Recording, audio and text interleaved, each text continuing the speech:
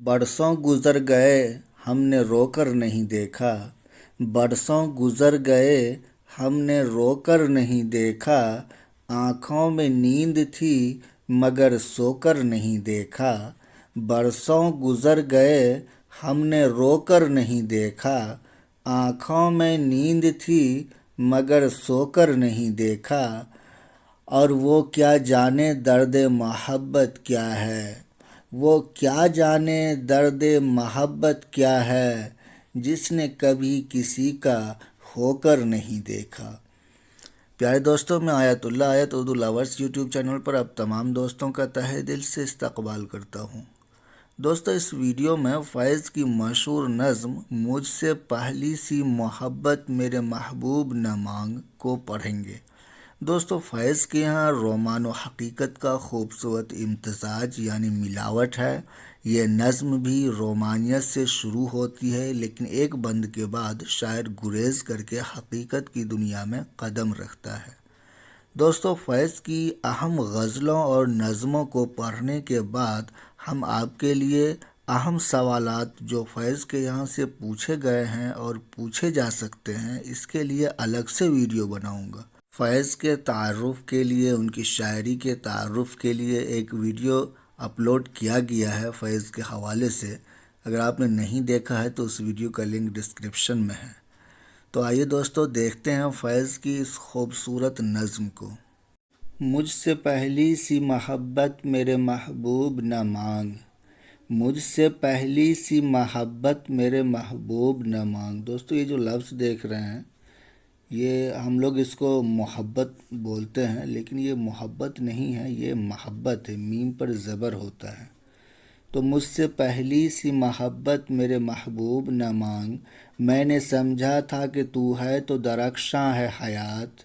दरख्शां यानी रोशन, दरख्शां तो दरख्शां है हयात। तेरा गम है तो गम दहर का झगड़ा किया है। गम दहर, दहर कहते हैं दुनिया को, कायनात को, तो गम दहर दुनिया का गम, कायनात का गम। तो तेरा गम है तो गम दहर का झगड़ा क्या है। तेरी सूरत से है आलम में बहारों को सबात। सबात यानी ठहराव, स्टेबिलिटी। तेरी आँखों के सिवा दुनिया में रखा क्या है। तू जो मिल जाए तो तकदीर नगू हो जाए। नगू मतलब तकदीर, नगू होना, झुक जाना, तकदीर, तकदीर का झुक जाना। जैसा हम चाह रहे हैं वैसा ही हो जाए तो उसको हम कहेंगे मेरा तकदीर नगू हो गया। यूं तो यूं न था, मैंने फ़कत चाहा था यूं हो जाए। और भी दुख हैं ज़माने में मोहब्बत के सिवा। राहतें और भी हैं वस्ल की राहत के सिवा। अब देखिए दोस्तों, यहाँ से यहाँ तक आपको रोमानियत है और यहाँ पे शायर गुरेज कर रहे हैं, यानी रोमानियत की दुनिया से निकलकर हकीकत की दुनिया में कदम रखना चाह रहे हैं शायर यहाँ पर। और ये शेर ज़रबुल मसल की हैसियत रखता है और हर किसी को मालूम है ये शेर कि और भी दुख हैं ज़माने में मोहब्बत के सिवा। और राहतें और भी हैं वस्ल की राहत के सिवा। यानी क्लियर है कि शायर कहता है कि महबूब के दिए हुए दुख के अलावा भी दुनिया में बहुत सारे दुख हैं, तकालीफ हैं, मुसीबत है और राहतें और भी हैं। और वस्ल, महबूब से मिलने के बाद वस्ल यार के बाद जो राहतें मैसर होती हैं, जो राहतें मिलती हैं, उस राहतों के अलावा भी बहुत सारी राहतें हैं। तो ये रोमानियत से शुरू हुआ है। अब आगे देखिए, इसमें कुछ तशरीह करने का है नहीं दोस्तों, और जहाँ भी मुझे लगेगा मुश्किल अल्फाज के मानी तो मैं बताऊंगा। अनगिनत सदियों के तारीक बेहिमाना तिलिस्म। बेहिमाना हैवानियत, तिलिस्म तो जानते ही हैं, जादू। तो बेहिमाना तिलिस्म, हैवानियत भरा तिलिस्म, हैवानों भरा तिलिस्म। रेशम अतलसो कम ख्वाब में बनवाए हुए।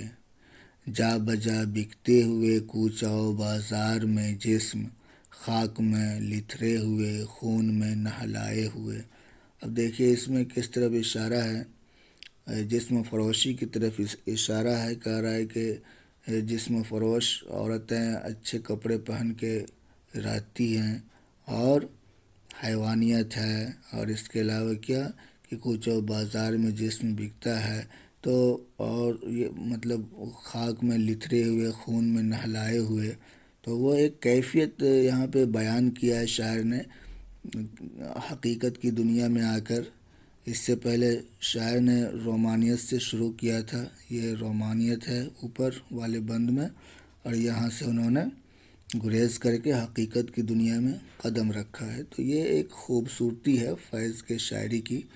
اب آگے دیکھیے کہ جسم نکلے ہوئے امراض کے تنوروں سے، جسم نکلے ہوئے امراض کے تنوروں سے، مرض کی جمع امراض ہے، تو وہ جسم کیسا ہے؟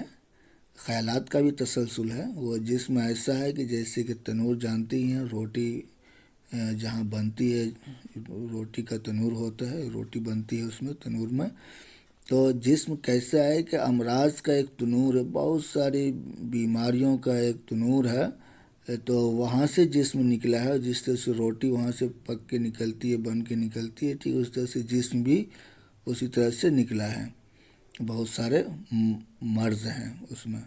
اور پیپ بہتی ہوئی گلتے ہوئے ناسوروں سے، اور وہ زخم ایسا ہے، کیسا ہے کہ وہ ناسور بنا ہوا ہے۔ ناسور اس زخم کو کہتے ہیں جو کہ نہ بڑھتا ہو اور ہمیشہ ہرا رہتا ہو۔ ہرا رہنے سے مراد یہ ہے کہ یہ نہیں کہ رنگ کا ہرا ہونا، زخم کا ہرا ہونا یا ہرا رہنا سے مراد یہ ہے کہ تازہ ہونا ہو، بالکل اس سے خون اور پیپ وہ سب جو گندگیاں ہوتی ہیں وہ سب نکلتے رہنا ہے۔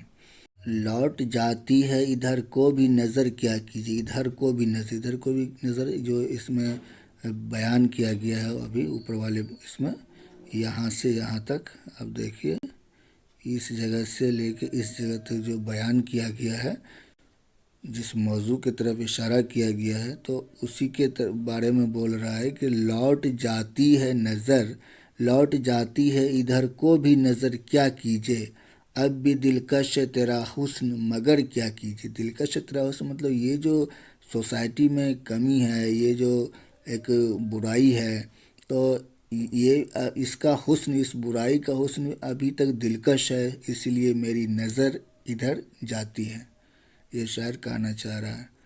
اور اس کے علاوہ کیا، اب آخر میں دیکھیے اسی کو ریپیٹ کیا گیا ہے کہ اور بھی دکھ ہیں زمانے میں محبت کے سوا، راحتیں اور بھی ہیں وصل کی راحت کے سوا۔ تو شاعر کہہ رہا ہے کہ یہ جو ہمارے سماج میں، ہمارے سوسائٹی میں جو کمیاں ہیں، جو کوتاہیاں ہیں، اور جس طرح کی بھی برائیاں ہیں، تو یہ بھی تو ایک مطلب دکھ ہے، یہ بھی تو دکھ ہے، یہ بھی دکھ ہے، اور اس کو دور کرنے کے بعد جو راحتیں ہمیں ملیں گی تو وہ بھی راحت ہے۔ اسی بات کو کہہ رہا ہے کہ اور بھی دکھ ہیں زمانے میں محبت کے سوا، محبت کے سوا اور بھی دکھ ہے، جو سماج میں اس طرح کی برائیاں ہیں وہ دکھ ہے، اور راحتیں اور بھی ہیں وصل کی راحت کے سوا۔ اور آخر میں نظم کے پہلے مصرع کو ہی دہرایا گیا ہے کہ مجھ سے پہلی سی محبت میرے محبوب نہ مانگ۔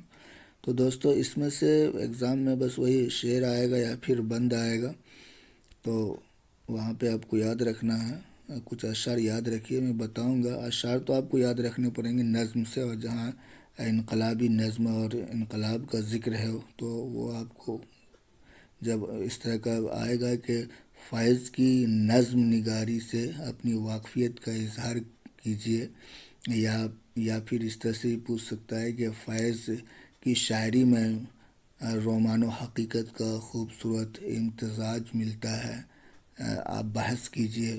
تو دیکھیں گے سیمپل کوسچنس لائیں گے 8-10 کوسچن کہ کس طرح سے پوچھے جا سکتے ہیں، اور ان کے جوابات ہمیں کس طرح سے لکھنے ہیں، تو اس پر بھی بات کریں گے نیکسٹ ویڈیو میں۔ تو دوستو اس ویڈیو میں اتنا ہی، اور اگلے ویڈیو میں پھر ملتے ہیں کسی نئی چیز کے ساتھ، تب تک اپنا خیال رکھیں اور ہمیشہ خوش رہیں۔